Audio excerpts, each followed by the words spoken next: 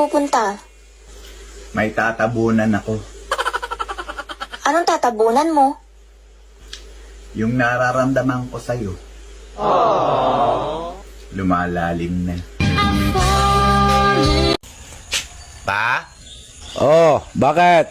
kumain na kayo? Oh, tapos na. Kanina pa. Anong ulam? Tingnan mo sa rep.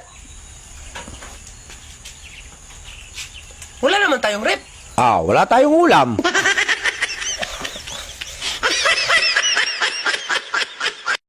Maghiwalay na lang tayo, Han. Aba, hindi ako papayag. Bakit ayaw mo? Di ba sabi mo, hindi mo na ako mahal? Kasi nga, bihira na lang ang lalaking kagaya sa'yo. Bakit mo nasabi?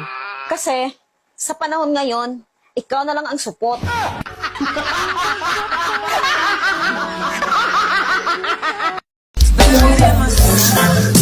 Ate, kumusta yung itlog ni Kuya? Wow! Nahanap mo ba? Huwag mo na hanapin. Nasa ibang pugad na. Mahal? Pwede na bang kumain ng hotdog?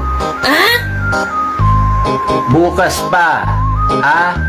Bukas pa. Kalma ka lang. Kalma.